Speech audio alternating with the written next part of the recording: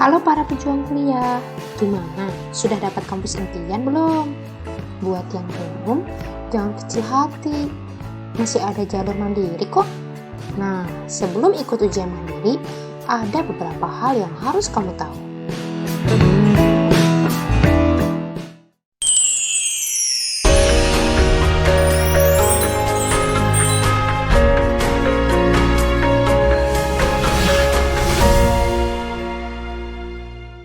Ini dia hal-hal yang wajib kamu ketahui sebelum mendaftar jalur mandiri.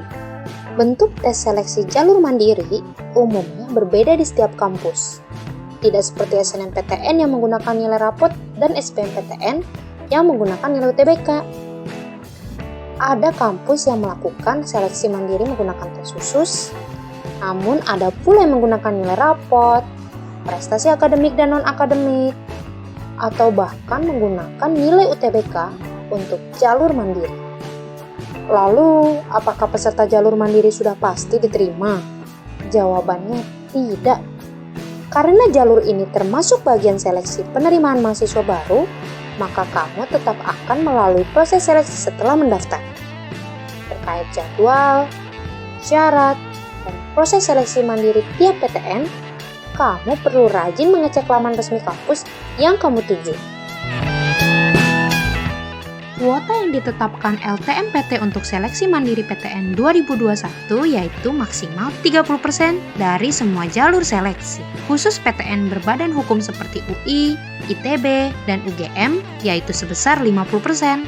Meski kuota tersebut terbilang cukup banyak, jumlah peminat seleksi mandiri PTN umumnya tidak sebanyak SBMPTN. Bisa dibilang, persaingannya pun tidak begitu ketat seperti SBMPTN. Jalur mandiri PTN dikelola sendiri oleh perguruan tinggi terkait tanpa ada campur tangan pemerintah loh. Dalam artian, PTN tersebut menentukan segala hal terkait seleksi. Mulai dari jadwal, syarat, biaya, hingga kriteria penilaian seleksinya. Nah, karena dikelola sendiri, tanggal seleksi jalur mandiri ini bisa berbeda-beda. Kamu pun bisa ikut banyak seleksi mandiri PTN. Asalkan jadwal tesnya tidak bersamaan.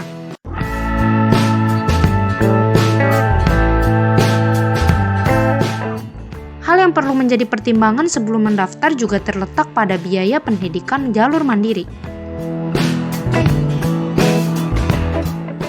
Biaya pendidikannya biasanya mencakup uang kuliah tunggal atau UKT dan uang pangkal yang dibayar satu kali saat pertama kali kalian masuk. Besaran UKT dan uang pangkal PTN disesuaikan dengan jurusan yang kamu tuju. Umumnya sih, besaran uang pangkal ini bisa mencapai puluhan juta rupiah. Sistem ujian mandiri PTN tergantung pada kebijakan dari kampus masing-masing.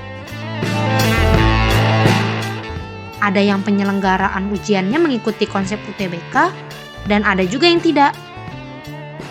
Kampus yang menggunakan konsep seperti UTBK biasanya memiliki kelompok ujian dan materi hampir sama dengan UTBK SBMPTN.